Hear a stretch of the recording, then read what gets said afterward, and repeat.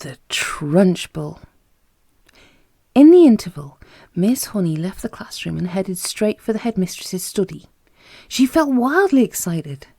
She had just met a small girl who possessed, or so it seemed to her, quite extraordinary qualities of brilliance. There had not been time yet to find out exactly how brilliant the child was, but Miss Honey had learnt enough to realise that something had to be done about it as soon as possible. It would be ridiculous to leave a child like that stuck in the bottom form.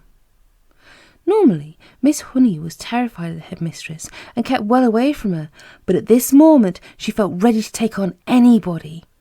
She knocked on the door of the dreaded private study. "Enter!" boomed the deep and dangerous voice of Miss Trunchbull. Miss Honey went in.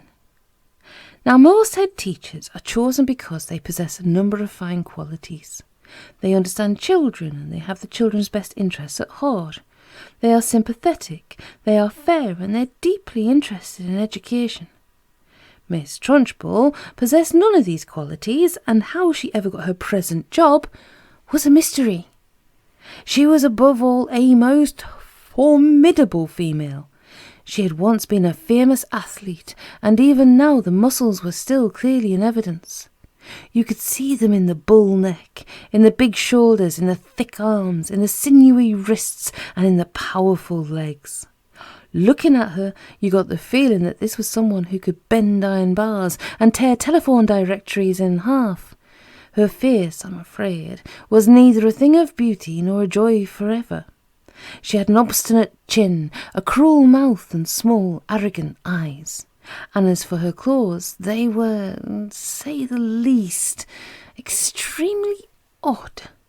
She always had on a brown cotton smock, which was pinched in around the waist with a wide leather belt. The belt was fastened in front with an enormous silver buckle. The massive thighs which emerged from out of the smock were encased in a pair of extraordinary breeches, bottle green in colour and made of coarse twill. These breeches reached to just below the knees, and from there on down she sported green stockings with turn-up tops, which displayed her calf muscles to perfection. On her feet she wore flat-heeled brown brogues with leather flaps. She looked, in short, more like a rather eccentric and bloodthirsty follower of the staghounds than the headmistress of a nice school for children. When Miss Honey entered the study, Miss Trunchbull was standing beside her huge desk with a look of scowling impatience on her face. "Yes, Miss Honey," she said. "What is it you want? You're looking very flushed and flustered this morning. What's the matter with you? Have those little stinkers been flicking spitballs at you?" "No, headmistress, nothing like that." "Well, what is it then? Get on with it. I'm a busy woman." As she spoke, she reached out and poured herself a glass of water from a jug that was always on her desk. "There's a little girl in my class called Matilda Wormwood," Miss Honey began. "That's the daughter of the man who owns Wormwood Motors in the village," Miss Trunchbull barked. She hardly ever spoke in a normal voice. She either barked or shouted. "An excellent person, Wormwood," she went on. "I was in there only yesterday. He sold me a car. Almost new. Only done 10,000 miles. Previous owner was an old lady who took it out once a year at the most. Ha ha! A terrific bargain. Yes, I liked Wormwood. A real pillar of our society. He told me the daughter was a bad lot, though. He said to watch her. He said if anything bad ever happened in the school, it was certain to be his daughter who did it. I haven't met the little brat yet, but she'll know about it when I do. Her father said she's a real wart." "Oh, no, headmistress, that can't be right," Miss Honey cried. "Oh, yes, Miss Honey, it's darn well right. In fact, now I come to think of it, I bet it was she who put that stink bomb under my desk here first thing this morning. The place stank like a sewer. Of course it was her. I shall have her for that. You see if I don't. What's she look like? Nasty little worm, I'll be bound. I have discovered, Miss Honey, during my long career as a teacher, that a bad girl is far more dangerous creature than a bad boy. What's more, they're much harder to squash. Squashing a bad girl is like trying to squash a blue bottle. You bang down on it and the darn thing isn't there. Nasty, dirty things little girls are. Glad I never was one." "Oh, but you must have been a little girl Once, headmistress. Surely you were. Not for long, anyway, Miss Trunchbull barked, grinning. I became a woman very, very quickly. She's completely off her rocker, Miss Honey told herself. She's balmy as a bedbug. Miss Honey stood resolutely before the headmistress. For once she was not going to be browbeaten.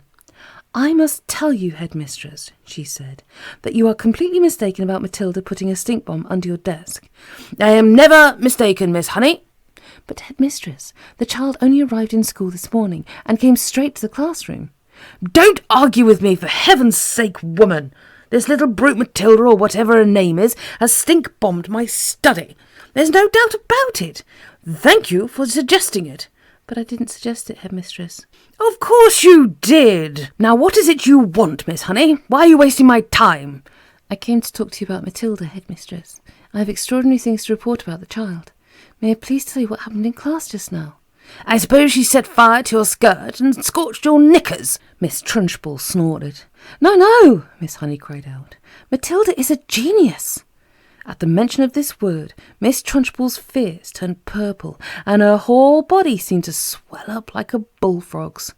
A genius, she shouted. What piffle is this you are talking, madam? You must be out of your mind. I have her father's word for it. The child is a gangster. Her father is wrong, headmistress. Don't be a twerp, Miss Honey. You have met the little beast for only half an hour, and her father has known her all her life. But Miss Honey was determined to have her say, and she now began to describe some of the amazing things Matilda had done with arithmetic. So she's learnt a few tables by heart, has she? Miss Trunchbull barked. My dear woman, that doesn't make her a genius. It makes her a parrot. But, headmistress, she can read. So can I, Miss Trunchbull snapped. It's my opinion, Miss Honey said, that Matilda should be taken out of my form and placed immediately in the top form with the 11-year-olds. Ha! Ha! Ha! Snorted Miss Trunchbull. So you want to get rid of her, do you? So you can't handle her? So now you want to unload her onto the wretched Miss Plimsoll in the top form, where she'll cause even more chaos? No, no, cried Miss Honey. That's not my reason at all. Oh, yes, it is, shouted Miss Trunchbull. I can see right through your little plot, madam, and my answer is no. Matilda stays where she is, and it's up to you to see that she behaves herself. But, headmistress, please. Not another word, shouted Miss Trunchbull. And in any case, I have a rule in this school that all children remain in their own age groups regardless of ability. Great Scott! I'm not having a little 5-year-old brigand sitting with senior girls and boys in the top form. Who ever heard of such a thing? Miss Honey stood there helpless before this great redneck giant. There was a lot more she would like to have said, but she knew it was useless. She said softly, Very well, then. It's up to you, headmistress. You're darn right it's up to me, Miss Trunchbull bellowed. And don't forget, madam, that we are dealing here with a little viper who put a stink bomb under my desk. She did not do that, headmistress. Of course she did it, Miss Trunchbull boomed. And I'll tell you what, I wish to heavens I was still allowed to use the birch and belts as I did in the good old days. I'd have roasted Matilda's backside for her so she couldn't sit down for a month. Miss Honey turned and walked out of the study, feeling depressed, but by no means defeated. I'm going to do something about this child, she told herself. I don't know what it will be, but I shall find a way to help her in the end.